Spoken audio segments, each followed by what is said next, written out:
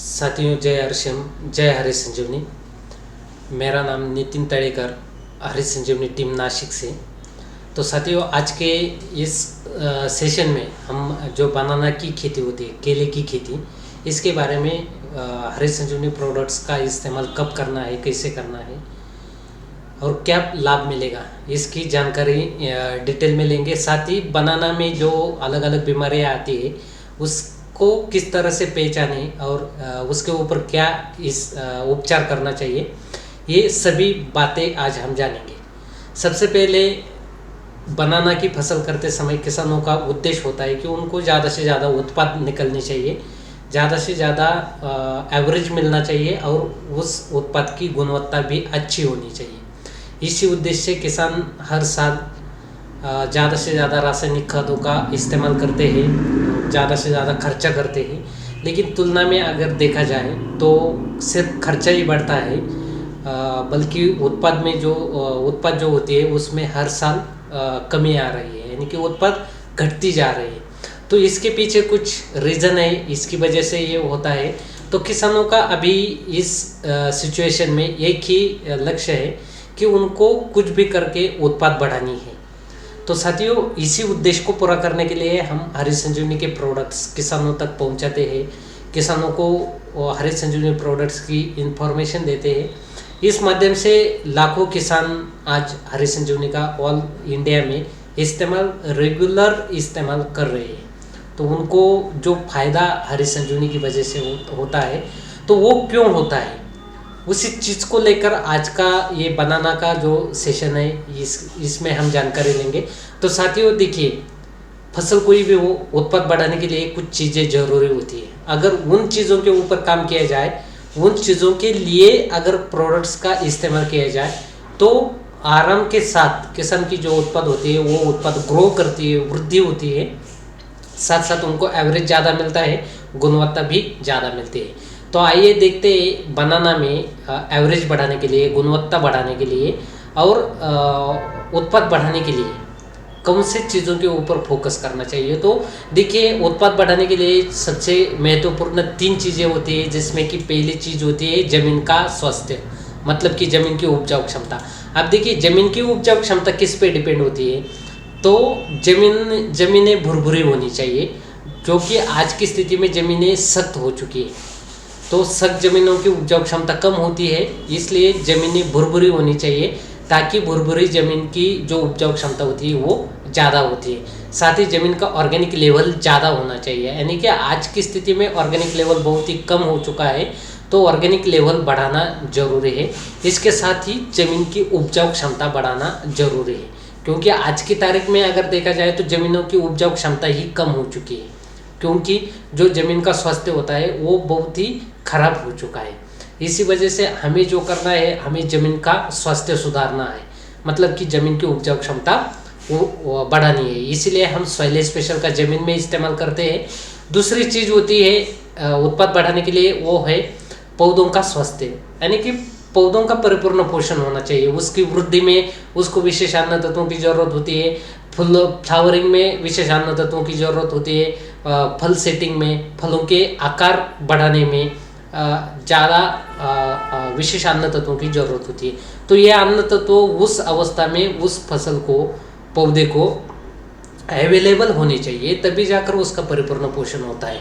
तो इसके लिए हम फ्रूट स्पेशल का इस्तेमाल करते हैं, वेजिटेटिव ग्रोथ के लिए, फ्लावरिंग के लिए, फ्रूट सेटिंग के लिए और फलों का आकार बढ़ाने के लिए, वजन, स्वाद, क्वालिटी बढ़ाने के लिए। उसके बाद तीसरी चीज़ होती है, किसान अलग अलग दवाइयों का छिड़काव फसल के ऊपर, पौधों के ऊपर करते हैं, ड्रिप इरिगेशन द्वारा या फिर ड्रिंचिंग द्वारा अलग अलग अन्य तत्वों का भी इस्तेमाल करते हैं।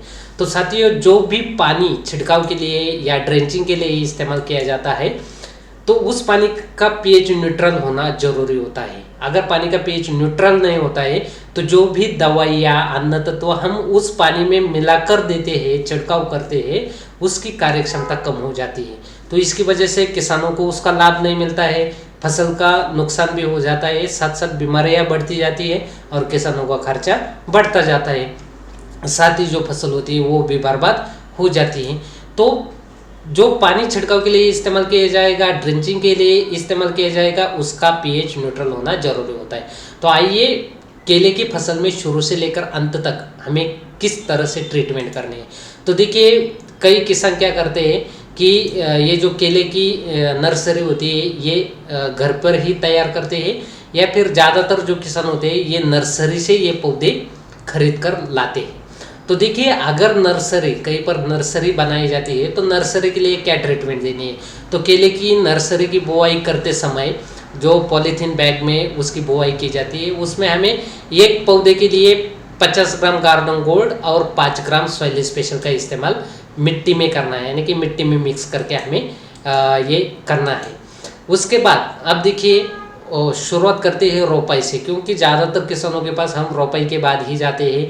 ज़्यादातर किसान रोपाई से ही ट्रीटमेंट लेने के लिए कन्विंस होते हैं। तो देखते हैं रोपाई से लेकर हार्वेस्टिंग तक किस तरह से हमें हरीश संजीवनी प्रोडक्ट्स का इस्तेमाल करना है। तो इसमें सबसे पहली बात आती है जमीन की उपजाऊ क्षमता हमें बढ़ानी है।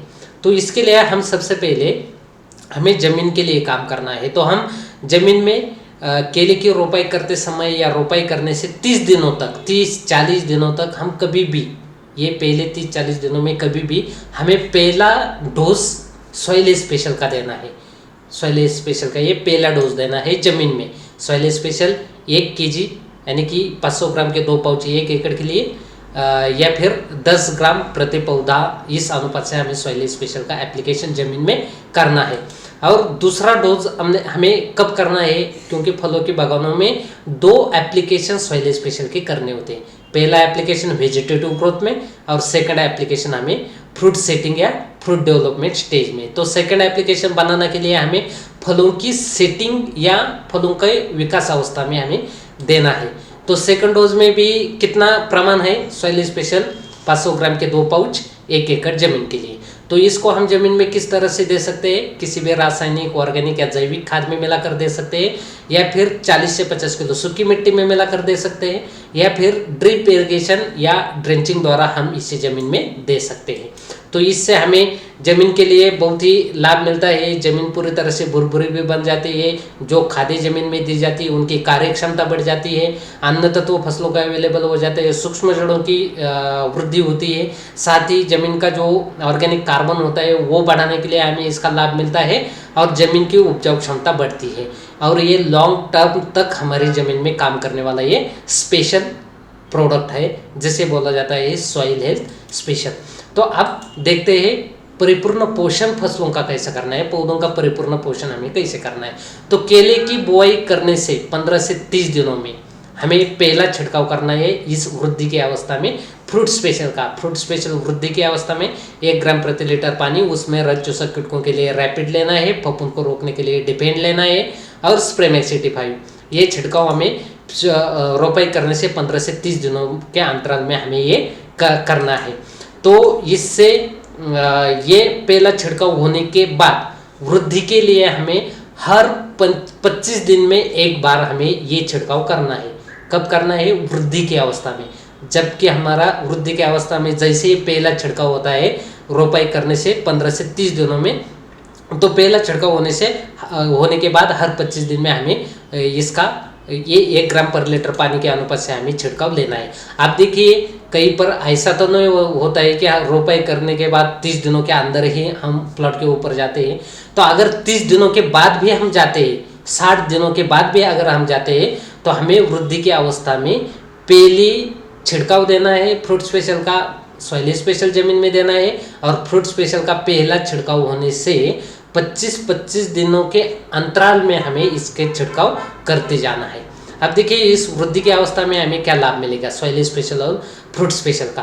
तो यहाँ पर आप देख सकते हैं कि जो पौधे होते हैं, पौधों की वेजिटेटिव ग्रोथ भी होती है, पत्तों का आकार बढ़ता है, और पत्तों में ग्रीनरी बढ़ती है। साथ साथ पौधों की जो गर्भधारण क्षमता होती है वो बढ़ाने के लिए हमें फ्रूट स्पेशल और सॉइल स्पेशल का बहुत ही बड़ा लाभ मिलता है। अब देखिए इसके बाद जब कमल निकलता है, यानी कि उसको महाराष्ट्र में तो कमल बोलते हैं, लेकिन उसे हम फूल भी कह सकते हैं। तो केले में जब फूल निकलता है, कमल निकलता है, तो कमल निकलने की अवस्था में हमें फ्रूट स्पेशल 1 से 2 ग्राम पर लीटर पानी, उसमें रैपिड 2 मिली प्रति लीटर पानी, डिफेंड 2 ग्राम प्रति लीटर पानी, स्प्रेमेसिटी 5 1 मिली प्रति लीटर पानी, ये छिड़काव हमें करना जरूरी है ताकि ज़्यादा से ज़्यादा फूल निकले, ज़्यादा से ज़्यादा कमल निकले। इसके बाद देखिए, इसके बाद का जो छिड़काव है हमें, तो ये फूलों का जैसे ही, यानी कि जो कमल निकलता है, फ्लावर निकलता है, उसका जैसे ही सेटिंग होने लगता है फलों में, यानी कि उसे फ्रूट सेटिंग बोला जाता है, फलों में रूपांतरण की अवस्था बोला जाता है। तो इस अवस्था में हमें सॉइल स्पेशल का सेकंड एप्लीकेशन करना है, जो कि हमने वेजिटेटिव ग्रोथ में पहला एप्लीकेशन किया था। तो सेटिंग अवस्था में हमें ये सेकंड एप्लीकेशन करना है। सॉइल स्पेशल 500 ग्राम के 2 पाउच 1 एकड़ जमीन के लिए जमीन में इस्तेमाल करने हैं। और छिड़काव में हमें फ्रूट स्पेशल 2 ग्राम पर लीटर पानी, देखिए फ्लावरिंग स्टेज तक हम 1 ग्राम पर लीटर पानी के अनुपात से फ्रूट स्पेशल का इस्तेमाल करते हैं, लेकिन फ्रूट सेटिंग की अवस्था से हमें 2 ग्राम पर लीटर पानी के अनुपात से फ्रूट स्पेशल का इस्तेमाल करना है। तो इसमें फ्रूट स्पेशल 2 ग्राम पर लीटर, डिफेंड 2 ग्राम पर लीटर, जरूरत के अनुसार रैपिड ले सकते हैं इसमें 2 मिली प्रति लीटर, और स्प्रेमैक्स 85। इस तरह से हमें ये छिड़काव करना है फलों की सेटिंग अवस्था में। और यहाँ से आगे फलों के विकास के लिए हमें फ्रूट स्पेशल 2 ग्राम पर लीटर पानी, डिफेंड, स्प्रेमैक्स का हर 25 दिन में एक बार छिड़काव करना है। तो इसमें देखिए हमें क्या क्या रिजल्ट मिलते हैं। तो जो गुच्छा होता है केले का, वो ज़्यादा से ज़्यादा लंबा हो जाता है, ज़्यादा से ज़्यादा फने उसमें लग जाते हैं, केलों की संख्या ज़्यादा आती है। इसके साथ ही देखिए ये जो ज़्यादा से ज़्यादा केले लगते हैं, तो ऊपर से लेकर नीचे तक पूरा गुच्छे में जितने भी फने होते हैं, तो सबका आकार एक समान होता है, यानी कि उसका जो विड्थ होता है, उसकी जो लंबाई होती है, उसको बढ़ाने के लिए, एक समान तरीके से बढ़ाने के लिए हमें इसका लाभ मिलता है। तो इससे क्या होता है, केलों की संख्या बढ़ जाती है, उसका वजन बढ़ जाता है, उसका स्वाद, क्वालिटी और एवरेज बढ़ाने के लिए हमें इसका लाभ मिलता है। अब देखिए, अगर शुरू से हम हरी संजीवनी प्रोडक्ट्स का इस्तेमाल केले की फसल में नहीं करते, और मानो कि कोई डिस्ट्रीब्यूटर दो महीने बाद जाता है प्लॉट पर, कोई रोपाई करने से 1 महीने बाद जाता है, कहीं पर हम फ्लावरिंग स्टेज में जाते हैं, या फिर कहीं पर हम फलों की विकास अवस्था में जाते हैं। तो देखिए, आप किसी भी अवस्था में वहाँ पर जाइए, तो जाने के बाद आपको ट्रीटमेंट कैसे शुरू करनी है। तो ज़मीन में सॉइल स्पेशल 1 kg देना है हमें, 1 kg मतलब कि 500 ग्राम के 2 पाउच जमीन में देने हैं। और छिड़काव में हमें फ्रूट स्पेशल, अगर वेजिटेटिव ग्रोथ में है तो 1 ग्राम, फ्लावरिंग में है तो 1 से 2 ग्राम, और फलों की अवस्था में है तो 2 ग्राम प्रति लीटर पानी, इस अनुपात से हमें फ्रूट स्पेशल, उसके साथ डिफेंड 2 ग्राम प्रति लीटर पानी, ज़रूरत के अनुसार से रैपिड 2 मिली प्रति लीटर पानी, ये उसके साथ मिलाकर हमें ये छिड़काव करना है। तो जिस दिन हम फसल में जाएंगे, उस दिन से हम ये ट्रीटमेंट शुरू किसी भी अवस्था में कर सकते हैं। तो इस तरह से जो परिपूर्ण पोषण होता है, वो परिपूर्ण पोषण हम फसल पौधों का करते हैं। तो इसके बाद होता है कि पौधों का कितना भी आप परिपूर्ण पोषण करें, लेकिन उसके ऊपर आने वाली बीमारियों को भी आपको कंट्रोल करना होगा, तभी जाकर आपकी जो फसल होती है उसका परिपूर्ण विकास होता है, उसका बेनिफिट किसान को मिलता है। तो देखिए, इसमें सबसे पहले आने वाली जो किट होती है वो है रज चूसक कीटक, जैसे कि थ्रिप्स होता है, सफ़ेद मक्खी है, जैसिड्स है, एफिड्स है, रेड माइट्स है। तो ये कीटक सबसे पहले आते हैं, सबसे ज़्यादा नुकसान बनाना का करते हैं, फसल का करते हैं। तो इसकी वजह से वायरल इन्फेक्शन भी केले में ज़्यादा आता है। इसलिए हमें रज चूसक कीटकों को रोकने के लिए रैपिड 2 मिली प्रति लीटर पानी इस अनुपात से छिड़काव में इस्तेमाल करना है। उसके बाद कुछ इंसेक्ट भी है, जैसे कि लिप बरर होता है, फ्रूट बरर होते हैं, स्टेम बरर है। तो ऐसे अलग अलग इंसेक्ट भी बनाना के पौधे पर आते हैं। तो इसके लिए हमें ज़रूरत के अनुसार कीटनाशक का इस्तेमाल करना है, जैसे कि emamectin plus chlorpyrifos plus Spraymax 85, इसका हम घोल बनाकर छिड़काव कर सकते हैं। या फिर प्रोफेनोफॉस 40% प्लस साइपरमेथ्रिन 4%, इसका स्प्रेमैक्स के साथ मिलाकर हम छिड़काव कर सकते हैं। इसके बाद अलग अलग फंगल इन्फेक्शन होते हैं, उसके बाद बैक्टीरियल इन्फेक्शन है, उसके बाद वायरल इन्फेक्शन है। तो इसके ऊपर भी हमें ज़रूरत के अनुसार से डिफेंड के साथ कुछ ना कुछ कॉन्टैक्ट फंगिसाइड का इस्तेमाल करके उपचार करना है। तो इसमें सबसे पहले देखते हैं फंगल। फंगल में सबसे ज़्यादा परेशानी वाली जो फंगल डिसीज है, जो बहुत ज़्यादा पैमाने पर प्लॉट में दिखाई देती है, फसल में दिखाई देती है, वो है येलो सिगाटोका और ब्लैक सिगाटोका। ये दो तरह का ये सिगाटोका फंगल इन्फेक्शन होता है। तो उसके बाद एंथ्रेक्नोज, फलों की अवस्था में ये दिखाई देता है, फलों के ऊपर, केले के फलों के ऊपर। तो इसके लिए हमें उपचार करना है डिफेंड 2 ग्राम पर लीटर पानी, उसके साथ कोई भी स्पर्शजन्य फफूंदनाशक और स्प्रे में 85 का हमें छिड़काव करना है। उसके बाद है पनामा विल्ट, यानी कि जो पौधे होते हैं वो पूरी तरह से जल जाते हैं, पूरी तरह से सूख जाते हैं। ये ज़मीन से आने वाला फंगल डिसीज़ होता है।